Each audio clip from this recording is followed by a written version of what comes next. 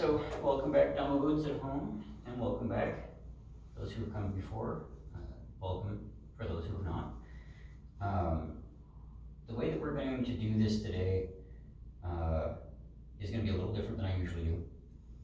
So, for those who are not already aware, this Sunday is an international holiday that the U.S. kind of forgets about on a routine basis, International Women's Day. So I said, okay, well, we have a brand new translation of the poems of the early Buddhist nuns that just came out this year. In perfect time for this. So I said, okay, let's go through these. Let's read through some of them and figure out what did the earliest females in the Buddhist order have to say. What were they? What was their experience? Noting that they were all of these women were ordained directly by the Buddha himself, right? So they became nuns on his watch. They are therefore kind of really good at figuring out what he meant and figuring out ways that his teachings could be meaningful to them. And I think it still kind of says a lot about the teachings as they stand today. So what we're going to do today is I'm going to read through 5 passages, I think, maybe 6. And then I'm going to give, with each one, I'm going to give kind of like my probably mistaken take, and then I want to invite the voices from the congregation to say, oh, maybe that's not what they're trying to say, or yeah, that's probably pretty close. I don't know. So we're going to start off with one that's not on the sheet. It's just so beautiful, though. Right? So all of these, every single one of them, the name that's up top is the name of the nun who wrote it. So this one is a nun by the name of Sama. And she writes, after 25 years on the path, I'd experienced almost everything, except peace. When I was young, my mother told me that I would find true happiness only in marriage. Remembering her words all those years later, something in me began to tremble.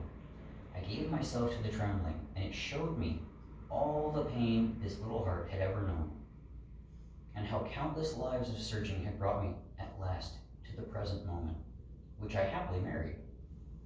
Can you imagine? We've been living together ever since without a single argument. That's an awesome marriage, I gotta say. So, my take on this one, she's really talking about the kind of Buddhist sense that we need to be in the present moment. We need to really exist in the present moment. And as we get closer to that, as we become more united with the present moment, as we become more aware in the present moment, we can really start to see who we are, and we start to see the nature of reality itself sometimes, right? And so what I think she's getting at there is more or less, she has had this experience of the present moment, and it is something that has stuck with her, and it's a good thing, right? So that's what I see out of that one. Any thoughts?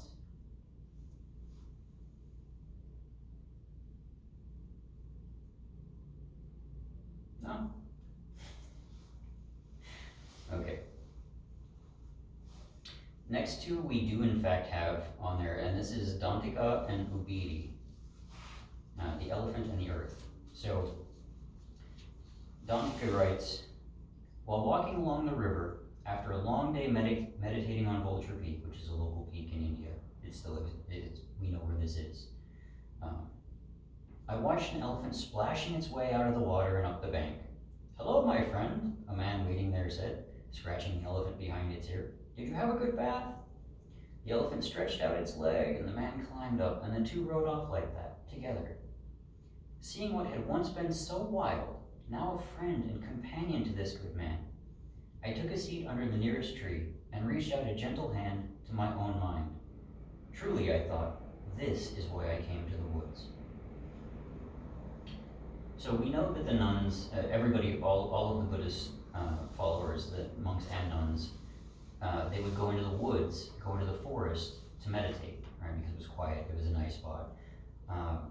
And so she was seeking something in the woods. What was she seeking, though?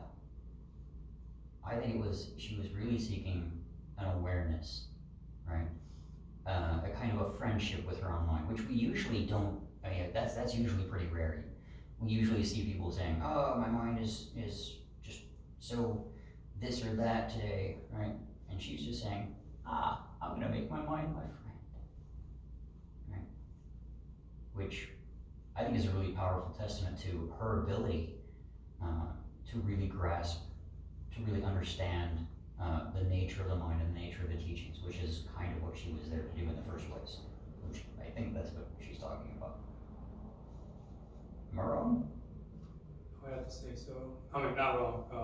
I would concur on account of how wild the mind can sometimes be, how we let it just continue to run wild without trying to understand why it is being so wild.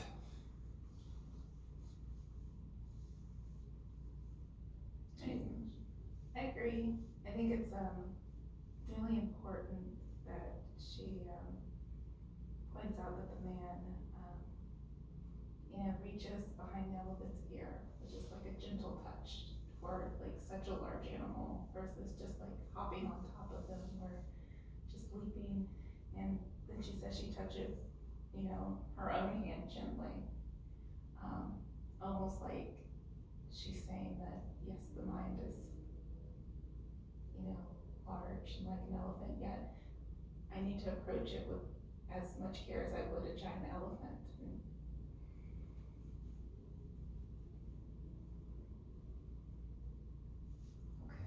Okay.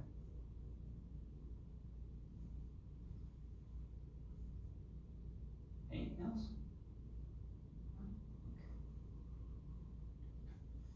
So the next one is Ubiri, and this one, I have to kind of preface this one before we go into it. Before she became a nun, her daughter died, and she was wailing in the charnel grounds where they burned all of the bodies in cremation and stuffed the remains in this like cemetery-like area, right? And so she's going there trying to find her daughter. I know it's kind of a weird topic, but so how many days and nights did I wander the woods calling your name? Jiva, my daughter. Jiva, my heart. Late one night, finally exhausted, I fell to the ground. Oh, my heart, I heard a voice say, 84,000 daughters, all named Jiva, have died and been buried here in this boundless cemetery you call a world. For which of these Jivas are you mourning? Lying there on the ground, I shared my grief with those 84,000 mothers, and they shared their grief with me. Somehow, I found myself healed, not of grief, but of the immeasurable loneliness that attends grief. My sisters, those of you who have known the deepest loss, as you cry out in the wilderness, just make sure you stop every so often to listen for a voice calling back.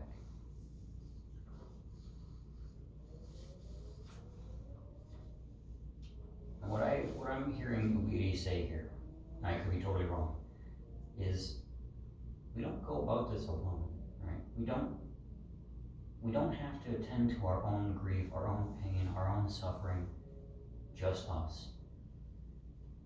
We can listen for that voice calling back and saying, you're not alone.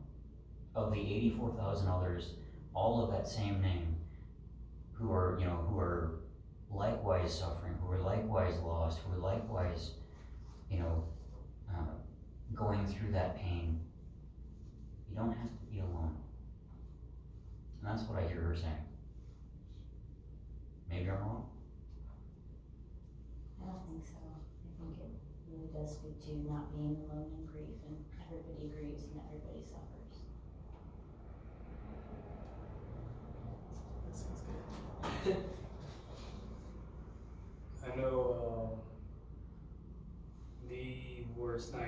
for a parent is for their child to pass before them. Many parents wish that they be the first and their children become stronger, keeping their memory as they continue in life. This is like the worst nightmare for a parent, and learning that they're not alone in this, and it's like a manner to hold hands as they go forward stronger together. I will say that I do know one more thing about this passage before we move on. The voice that she heard, that was the Buddha approaching her as she is sitting there wailing at the loss, wailing in the charnel ground, saying, whoa, whoa, whoa, there's 84,000 others, you are definitely not alone here.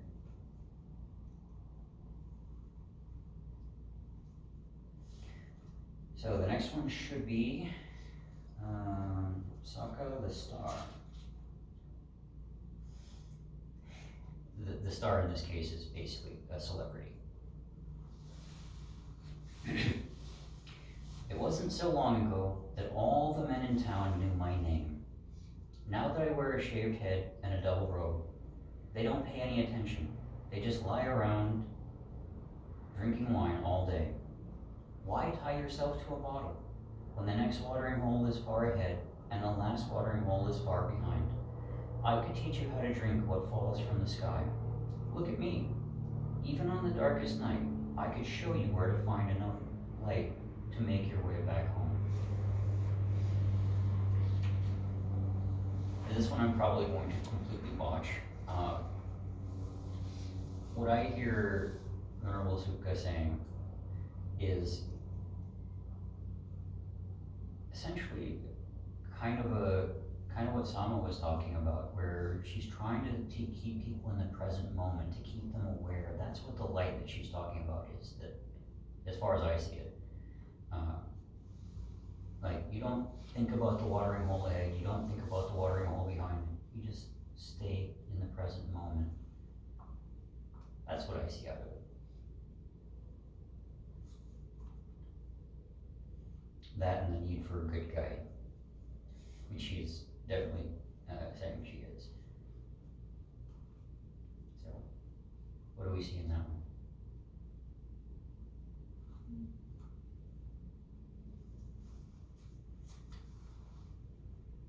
There's a lot going on. She's saying a lot of things, like, she's saying,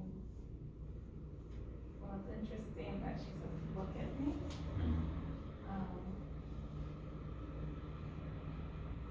I don't understand what she's getting at with that. I really don't.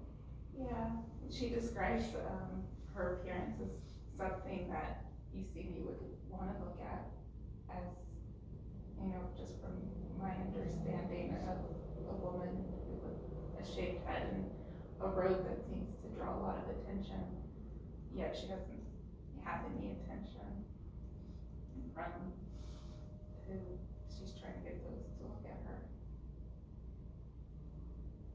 Any guesses as to why? No.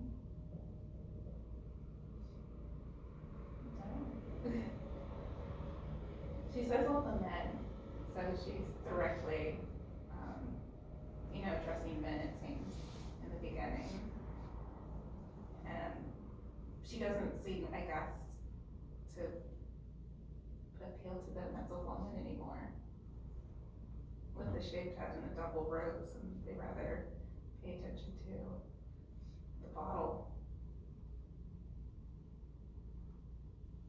My interpretation is that people are so focused on their primal desires and not so much seeking guidance, seeking anything that will progress them in life. Like, they're so focused on glamour and beauty, entertainment and escapism in that sense, as the bottle, and not so much on guidance, a star that's usually in like a lot of culture, like a guiding beacon towards or whatever. Maybe a source of wisdom. I'm not gonna say that I fully understand this one. That's my interpretation of this. Yeah, I think, she's,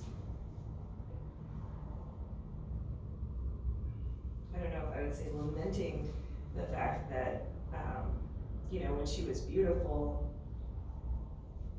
everybody, men wanted her, everybody knew her name. And, so I think in a way she's like, wake up people and see what is important and the true essence of something, and not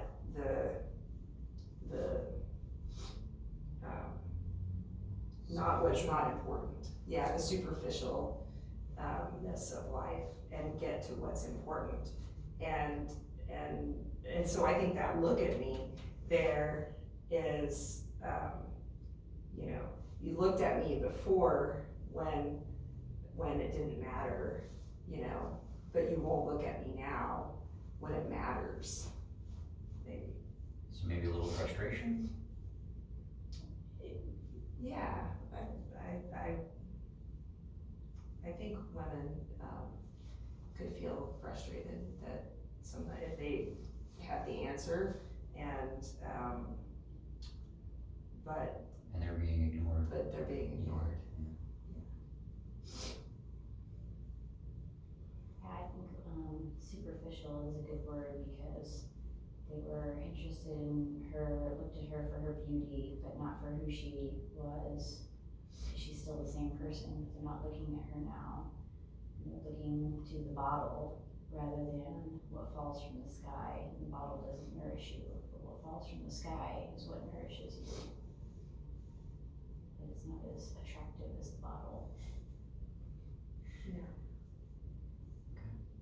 It's interesting too, cause I don't know her prior to this poem. I'm just like assuming that maybe she used to run around with this crowd, but she could have always Yeah, been. I'm assuming that, yeah, cause And, that's probably the only reason she would have taken the name Star.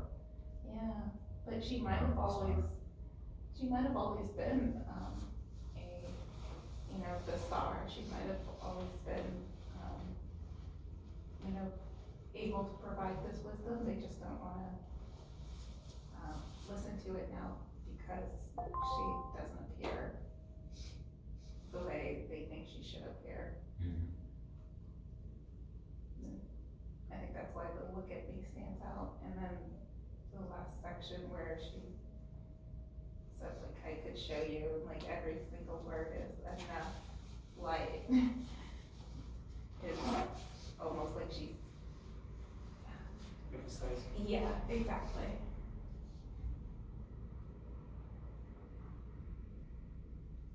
Okay. I have one more that I also did not copy. This one is a classic, an absolute staple. Her story is an absolute staple in Buddhism for a lot of reasons. This is Kisa Gotami, also known as Skinny Gotami. And essentially her story is, the little backstory on her is that she was very young, had a child died. She didn't want to accept that the child had died. So she went to the Buddha and said, fix him, bring him back to life. And the Buddha said, I can do that, but you're gonna have to bring me a mustard seed from a house that has never known grief. Yeah, good luck with that, right? So she went around from house to house to house and finally figured out, oh yeah, everybody's lost somebody, right? And she was able to, at that point, bury her little one. Kind of a sad story, but there's a good meaning behind it, and this is her poem, her story. A child dead, and a mad search for a magic seed. It's a story as old as dust. Brave up, my sisters. The day will come when you run from house to house. People will meet you at the door, look you in the eye, and they won't let you in. I'm sorry, they say, but we can't help you. Listen. When everyone you love is gone, when everything you have has been taken away, you'll find the path waiting underneath every rock on the road. These are the words of Kisagotam.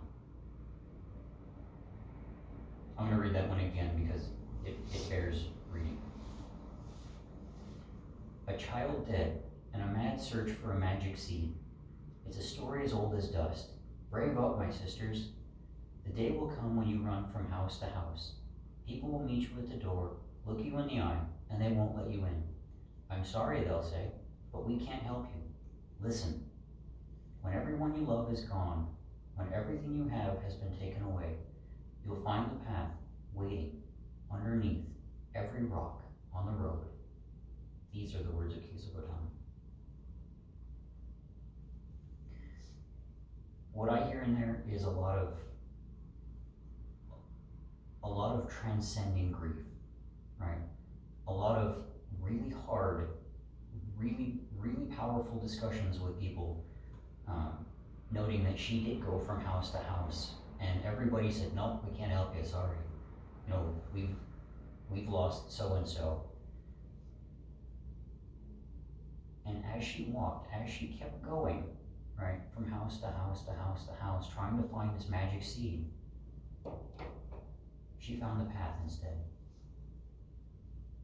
The path past grief. The path to healing. That's what I see.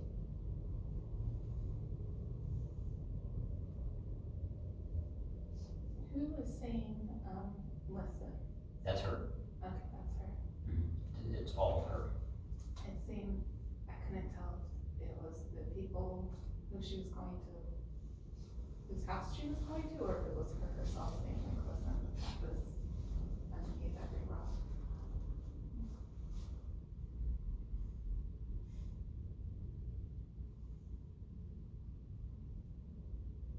And why does she say underneath the rocks? Underneath every rock in the road. So as she's walking, right, she's going over all these rocks. Underneath each and every one of those rocks, with every step she took, she got a little bit closer to healing, a little bit closer. And that was where the path was. Was in that walking, was in that search. As far as I see it.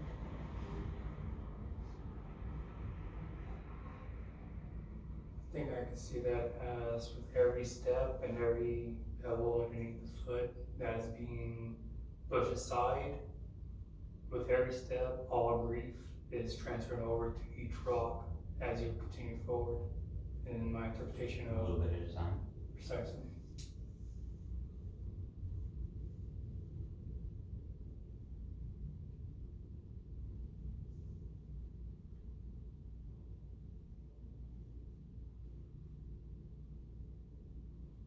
Nothing from the back? I mean, I know, granted, this is a really powerful one, it's a really hard one.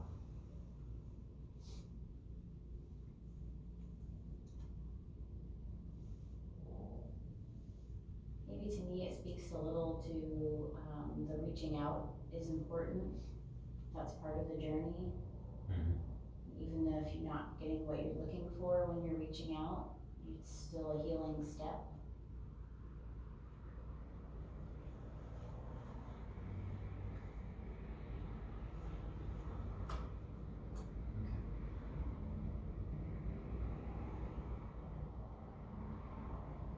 I see how each time you reach out and each time you see how someone else has lost someone, you also may see how they are overcoming their grief.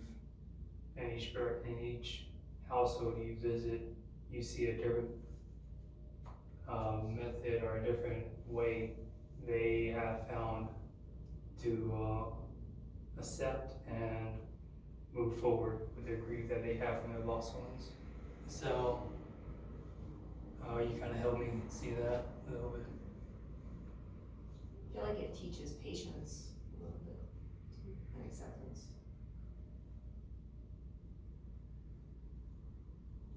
life's not an easy path.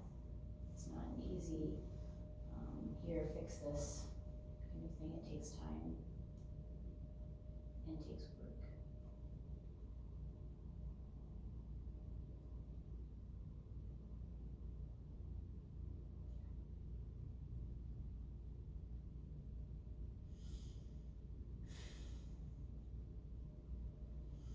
I have one more that I'm gonna read that was also not in there, and the backstory on this one, this is the Buddha's mother. But, asterisk. So, backstory on her is, she was originally supposed to be married to the Buddha's father, could not conceive an heir. So her sister, her younger sister, was brought in to become the king's wife, and she gave birth to a son, the Buddha, and then 7 days later died. So who better to step in and kind of help raise him? His aunt, basically his mother's older sister. And so this one is super powerful, and I usually save this one for the Buddha's birthday, but it's a really important one. So I'm gonna close out the Dharma talk with this one, and then we'll move on a little bit. So, Mahapajapati, protector of children. I know you all. I have been your mother, your son, your father, your daughter. You see me now in my final role, kindly grandmother. It's a fine part to go out on. You might have heard how it all began when my sister died and I took her newborn son to raise as my own. People still ask, did you know then what he would become? What can I say? What mother doesn't see a Buddha in her child? He was such a quiet boy. The first time he reached for me, the first time I held him while he slept, how could I not know? To care for all children, without exception, as though each will someday be the one to show us all the way home. This is the path. That's the Buddha's mother for you. Also, side note, the first nun. Should I read that one again? I know you all. I have been your mother, your son, your father, your daughter. You see me now in my final role, kindly grandmother. It's a fine part to go out on. You might have heard how it all began when my sister died and I took her newborn son to raise as my own. People still ask, did you know then what he would become? What can I say? What mother doesn't see a Buddha in her child? He was such a quiet boy. The first time he reached for me, the first time I held him while he slept, how could I not know? To care for all children without exception, as though each will someday be the one to show us all the way home. This is the path.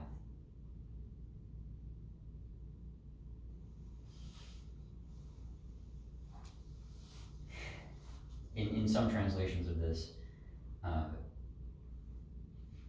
she explicitly calls out her sister and says, sis, you done did good. But really, which of them did better, right? The one who gave birth to the Buddha or the one who raised him, right? They were both mothers. They were both part of his life. And they were both exceptional at what they did. But when I hear Mahapajapati talking about, yeah, I knew he was going to be a Buddha. Yeah, I saw that in him. I see the kind of like pride that every mother, my own included, would probably say, my son's going to be a great guy. Right from the start. And I see that kind of like, that motherly instinct that even though she didn't have any kids of her own, she still did. Right? She still had that pride. She still had that knowledge, that kind of like motherly wisdom that says, this one's special, as they all are. That's what I see her saying. Maybe I'm wrong, I don't know. My interpretation is, as all mothers see the end is boundless potential of their child, that potential must be seen in all children.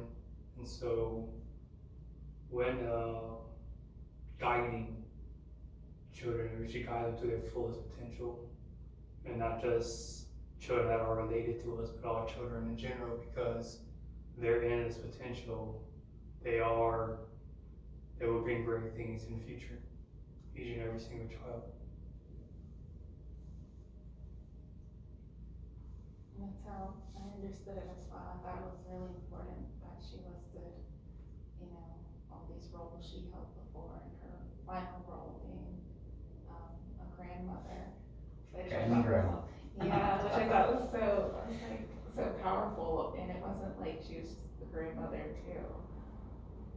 She doesn't mention grandchildren, she immediately talks about the Buddha, and then she seems to talk about all children. And she's already held all these other roles, so I really enjoyed that one. I also think it speaks to the wisdom of children and the promise that every child has, and how children can teach us a lot. And my midwife with my son once said, "You're not smarter than your child, you just know more." Wow, that's awesome. Yeah, I thought so too, and so I remember that and think about that a lot.